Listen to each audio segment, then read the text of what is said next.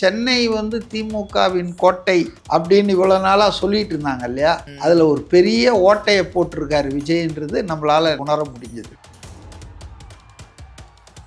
ஆதவர்ஜுனா ஒரு பகிரங்கமான ஒரு குற்றச்சாட்டு வச்சிருக்காரு சார். இன்னொரு கரூர் சம்பவத்தை நடத்த திமுக திட்டமிட்டது கொளத்தூர்ல அப்படின்ட்டு ஒரு குற்றச்சாட்டை வச்சிருக்காரு சார். அங்கே இருக்க விஷுவல்ஸை பார்க்கும்போது நமக்கு ஒரு பதட்டமாக தான் இருந்துச்சு. அந்த விஷுவல்ஸ்லாம் நீங்கள் பார்த்தீங்கன்னா அந்த கூட்டம் அலை மோதிச்சு ஏதாவது ஒரு நெரிசல் ஆகி ஒரு ஆளோ ரெண்டு ஆளோ செத்தானா இவனுங்க பிணந்தின்னி கழுகு மாதிரி காத்துட்டு இருக்கானுங்க. பணம் விழாதா உடனே அதை வச்சுக்கிட்டு கரூர் மாதிரி ஒரு மாதம் அடித்து அவர் பிரச்சாரத்தையே முடக்கிடலாம். முதலமைச்சராக இருந்தவங்கெல்லாம் தோத்ததா வரலாறா இல்லையா? ஜெயலலிதா தோத்துருக்காங்க, பக்தவச்சலம் தோத்துருக்கிறாரு. நேற்று வந்து கூடிய அந்த கூட்டம் அதுக்கேற்ற மாதிரி பாதுகாப்பு செய்யாத ஒரு அவலம். State government, state police, intelligence இவங்க எல்லாமே ஃபெயிலியர் ஆகியிருக்காங்க. இன்ஃபேக்ட் இவங்க மேலே தான் ஆக்ஷன் எடுக்கணும்.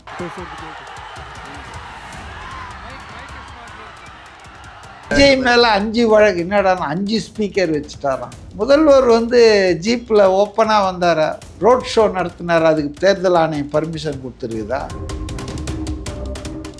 V1 மீடியா நேயர்களுக்கு வணக்கம். என்று நம்முடைய அரசியல் விமர்சகர் மதிவாணன் சார் தான் நினைஞ்சிருக்கேன். வணக்கம் சார். வணக்கம். சென்னையே சம்பிச்சது அப்படின்னு தான் சார் சொல்லணும். அவ்வளோ க்ரௌடு திரு விஜய் அவர்களை பார்ப்பதற்காகவும் வரவேற்பதற்காகவும். முதல்ல அந்த க்ரௌட் பற்றி சொல்லுங்கள் சார். அந்த ஒரு அன்பை எப்படி பார்க்குறீங்க? நிச்சயமாக மக்கள் பேரெழுச்சின்னு தான் அதை சொல்லணும். சென்னையில் வந்து எத்தனையோ நிகழ்ச்சிகள்லாம் நடந்திருக்கு. ஆனாலும் நேற்றைய தினம் விஜய் அவர்கள் மனு தாக்கல் பண்ணிவிட்டு பெரம்பூர் சட்டசமன்ற தேர்தலுக்கு அவர் போனது, போன ரூட்டு எல்லா இடத்துலையும் மூலக்கடையில் நான் பார்த்தேன். அவர் கார் கீழே வருது, அங்கே பல ஆயிரம் பேர் இருக்காங்க. ஆனால் அந்த பிரிட்ஜிலேருந்து பார்த்தீங்கன்னா 2 வீலர் ஓட்டினவங்கெல்லாம் அப்படியே போட்டு வந்துட்டாங்களாம். ஸோ மக்களுடைய பேராதரவு விஜய்க்கு இருக்குது. சென்னை வந்து திமுகவின் கோட்டை அப்படின்னு இவ்வளோ நாளாக சொல்லிட்டு இருந்தாங்க இல்லையா, அதில் ஒரு பெரிய ஓட்டையை போட்டிருக்காரு விஜய்ன்றது நம்மளால் நேற்று உணர முடிஞ்சது. அதுவும் முதல்வர் தொகுதியில் காலையில் முதல்வர் வேட்புமனு தாக்கல் பண்ணுறாரு. அவருக்கு எவ்வளோ கூட்டம் வந்துச்சு அப்படின்றதையும் நம்ம பார்த்தோம். திரு விஜய் அவர்கள் வரும்போது எவ்வளோ கூட்டம் இருந்துச்சு அப்படின்றதையும் நம்மளால் பார்க்க முடியும் சார். முதல்வருடைய தொகுதியிலே அவ்வளோ சப்போர்ட் விஜய் அவர்களுக்கு இருக்கிறத எப்படி சார் பார்க்குறீங்க? அதுதான் எனக்கு ஆச்சரியமாக இருக்குது. நான் இவ்வளோ நாளாக என்ன ஐடியாவில் இருந்தேன்னா, முதல்வர் தொகுதியில் முதல்வர் ஜெயிக்கிறதுக்கு கொஞ்சம் பிரகாசமான வாய்ப்பு இருக்குது. Not so other 15 constituency. சென்னையில் 16ல், மற்ற 15ல் வந்து திமுகவுக்கு அவ்வளோ வாய்ப்பு பெருசாக இல்லை அப்படின்னு தான் நான் நினச்சேன். ஆனால் அது காரணம் முதல்வர் ஸ்டாலின் வந்து அடிக்கடி அந்த தொகுதிக்கு வந்து அதை நல்லா நர்ஸ் பண்ணியிருக்காரு. அதுக்கு நிறைய ப்ராஜெக்டு நிறைய கொண்டு வந்திருக்கார். முதலமைச்சர்ன்றதால மட்டும் இல்லை, தொடர்ந்து வந்து பார்த்து அந்த கான்ஸ்டியூவன்சியோட ஒரு கான்டாக்ட்லேயே இருந்திருக்காரு. அதனால் அவருக்கு வாய்ப்பு இருக்குன்னு தான் நான் நினச்சேன். ஆனால் VS பாபு தான் அவரை எதிர்த்து நிற்கிறார். திமுகவில் இருந்தவர் தான் அவர். இந்த வில்லிவாக்கம் சட்டமன்ற புரசவாக்கமாக வில்லிவாக்கமாக சட்டமன்ற உறுப்பினரெல்லாம் இருந்தவர் தான் திமுகவில், அனுபவஸ்தர். இப்போ அவர் வந்து தாவேகாவினுடைய கேண்டிடேட்டாக இருக்கார். அது வந்து உண்மையிலே ஒரு ஃபைட்டு கொடுப்பாங்க. ப்ளஸ் விஜயனுடைய இந்த ஆரா இருக்குது இல்லையா, விஜயனுடைய அந்த ஒரு என்ன சொல்கிறது ஆதர்சம், அது பல ஆட்களை வந்து கரை சேர்த்துறோன்னு நினைக்கிறேன். இந்த தேர்தலில் சாமானியர்கள் பல பேரை விஜய் நிறுத்தியிருந்தாலும் இந்த கரூர் மதியழகன் அவர் ஒரு உதாரணம், ஒரு சாமானியர். அதே போல் இந்த ராஜேந்திரன் அவருடைய முன்னாள் ஓட்டுநர், இந்நாள் உதவியாளர். ஓட்டுநர் உதவியாளர் எல்லாம் ஒன்று தான். ஆனாலும் அவருடைய பையனை வந்து நிறுத்தியிருக்கிறார். அது மாதிரி தான் எனக்கு தெரிஞ்சு ஒரு 60 to 70% of his candidates are average ஆன ஆட்கள். நம்மில் ஒருவர், அவர் அடிக்கடி சொல்லுவார்ல, உங்கள் வீட்டில் தான் ஒரு விஜயை நிறுத்த போகிறேன்னு சொல்லுவார். அதை செஞ்சுருக்கிறாரு. ஆனால் மற்ற கட்சிகளில் பார்த்தீங்கன்னா அவங்க நேர்காணல்லே ஆரம்பிச்சிடுறாங்க. எத்தனை கோடி செலவு பண்ணுவீங்கன்னு தான் ஆரம்பிக்கிறாங்க. அப்போ கோடீஸ்வரர்களும் குபேரர்கள் தான் மற்ற கட்சிகளில் வேட்பாளராகவே ஆயிருக்காங்க. அது ஒரு தகுதியாக சொல்லப்படுது. ஆனால் தாவேக்கால நீ உங்கள் தூய்மையான அரசியல் அப்படின்றத எம்பசைஸ் பண்ணுறதால பணத்துக்கு அவ்வளோ முக்கியத்துவம் கொடுக்கல அவங்க. இங்கேயும் சில பணக்காரர்கள் இருக்கலாம், ஆதவ அர்ஜுனா மாதிரி, செங்கோட்டையன் மாதிரி இருக்கலாம். ஆனால் பொதுவாக அவங்க நிறுத்தியிருக்கிற எல்லாருமே சாமானிய மக்கள் தொடர்பு கொள்ளக்கூடிய, எளிதாக நம்ம பார்க்குறோம். ஆனால் இவங்க திமுக அதிமுகவில் சீமானும் அப்படி தான் பண்ணுறாரு, சாதாரண மக்களை நிறுத்துறாரு. பட்டு இவர் திமுக அதிமுகலாம் எல்லாம் பணம் பணம் படைத்தவர்கள், வசதி படைத்தவர்களை தான் நிறுத்தியிருக்காங்க. ஸோ அந்த வகையில் வந்து விஎஸ் பாபு வந்து வசதி படைத்த ஆள் தான், நான் அவர் இல்லைன்னு சொல்ல மாட்டேன். அவர் வந்து ஏற்கனவே எம்எல்ஏவாலாம் இருந்திருக்காரு. அவங்க குடும்பம் கொஞ்சம் பணக்கார குடும்பம் தான். ஸோ அதனால் அவர் வந்து முதல்வரை எதிர்ப்பதில் இப்போ வந்து அவர் ஒரு வின் பண்ணிடுவார் ஆட்டோமேட்டிக்காக முதல்வர், அவருடைய ஒர்க்கு பர்ஃபார்மன்ஸ்லாம் நினச்சிட்டு இருந்தேன். எனக்கு இப்போ விஎஸ் பாபு வெல்லுவதற்கான வாய்ப்பும் இருக்கிறது. ஏன்னா முதலமைச்சராக இருந்தவங்கெல்லாம் தோத்ததா வரலாறா இல்லையா? ஜெயலலிதா தோத்துருக்காங்க, பக்தவச்சலம் தோத்துருக்கிறாரு, அண்ணாதுரை அதாவது முதலமைச்சராக அவருக்கு முன்னால் தோத்துருக்கிறாரு. அதனால் யாருமே ஜனநாயகத்தில் யார் ஜெயிப்பாங்க யார் தோப்பாங்கன்றது மக்கள் தீர்ப்பு தான். இவர் கண்டிப்பாக இவர் தோற்கடிக்கவே முடியாதுப்பாலாம், அதெல்லாம் ஒன்றும் சும்மா போச்சு. ஸோ நேற்று வந்து கூடிய அந்த கூட்டம் அதுக்கேற்ற மாதிரி பாதுகாப்பு செய்யாத ஒரு அவலம். State government, state police, intelligence இவங்க எல்லாமே ஃபெயிலியர் ஆகியிருக்காங்க. இன்ஃபேக்ட் இவங்க மேலே தான் ஆக்ஷன் எடுக்கணும். ஆனால் விஜய் மேலே 5 வழக்கு, என்னடா 5 ஸ்பீக்கர் வச்சுட்டாராம். முதல்வர் வந்து ஜீப்பில் ஓப்பனாக வந்தார், ரோட் ஷோ நடத்தினார், அதுக்கு தேர்தல் ஆணையம் பர்மிஷன் கொடுத்துருக்குதா? அதனால் நேற்று வந்த கூட்டம் வந்து உண்மையில ஹிஸ்டாரிக். ஒரு அந்த கூட்டத்தை பார்த்து தான் வந்து இந்த மாதிரியான விஷயங்கள்லாம் பண்ணாங்களோ சார், பாதுகாப்பு கொடுக்காம இருக்கிறது தானே.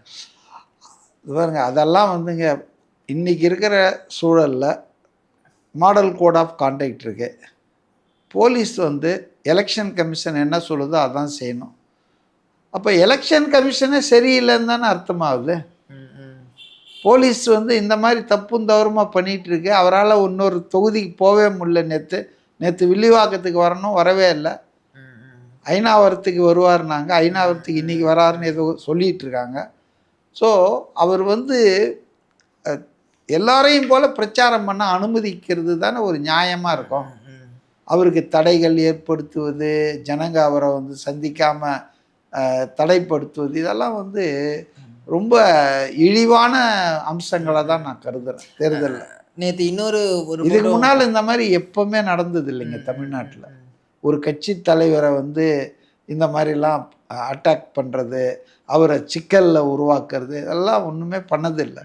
இப்போ கூட எடப்பாடி போயிட்டு தானே இருக்காரு, சீமான் போயிட்டு தானே இருக்காரு.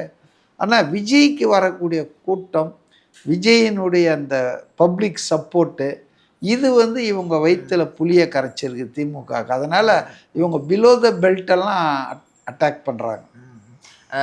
நேற்று இன்னொரு ஃபோட்டோ நான் பார்க்க முடிஞ்சேன் சோஷியல் மீடியாவில். திரு உதயநிதி அவர்கள் பிரச்சாரம் பண்ணதையும் திரு விஜய் அவர்கள் பிரச்சாரம் பண்ணதையும் போட்டாங்க. திரு உதயநிதி அவருடைய பிரச்சாரத்தில் வந்து ஃபுல்லாக அந்த ஒயிட் கலர் அந்த ஷர்ட் போட்டவர், ஐ மீன் கட்சிக்காரங்க மட்டும் தான் இருக்கிறது நம்மளால் பார்க்க முடியாது. திரு விஜய் அவருடைய பிரச்சாரத்தில் வந்து ஃபுல்லாக பொதுமக்கள், எல்லா கலர்ஸ் ஆஃப் பீப்புள்ஸும் இருக்கிறது நம்மளால் பார்க்க முடியுது சார். அதை எப்படி பார்க்குறீங்க? அவங்க இதில் வெறும் கட்சிக்காரங்க மட்டும்தான் இருக்காங்க, இங்கேருந்து எல்லா பொதுமக்களும் வந்து இருக்காங்க. அதாவது ஒரு ஃபேக்ட் என்னன்னா, கட்சிக்காரங்க மட்டும் ஓட்டு போட்டு எந்த கட்சியும் ஜெயிச்சதாக வரலாறே இல்லை. கட்சிக்காரர்கள் எண்ணிக்கை மிக குறைவுங்க.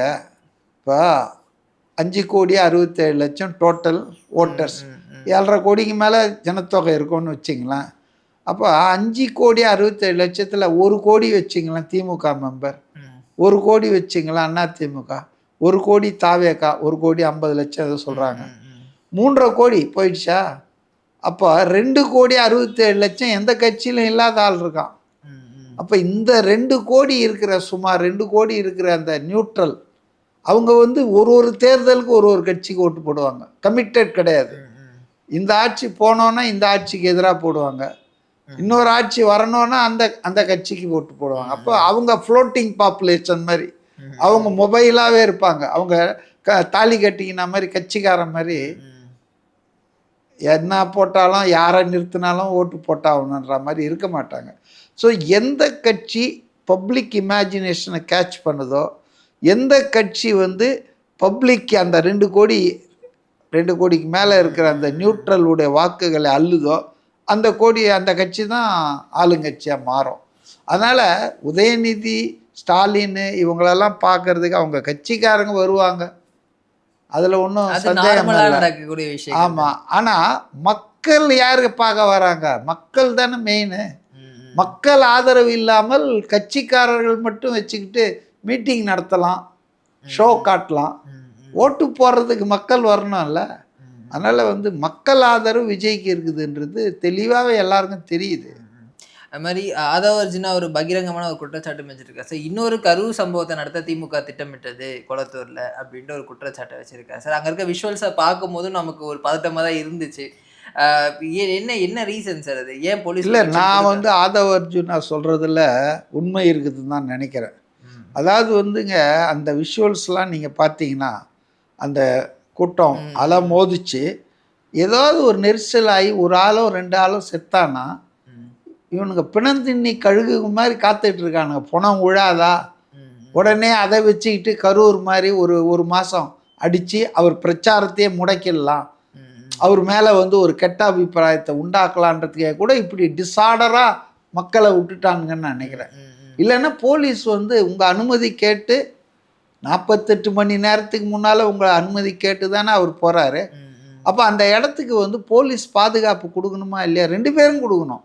விஜய்க்கும் கொடுக்கணும், விஜயை பார்க்க வர மக்களுக்கும் பாதுகாப்பு கொடுக்கணும். அதுக்கு தானே உங்களுக்கு சம்பளம் கொடுக்குறாங்க.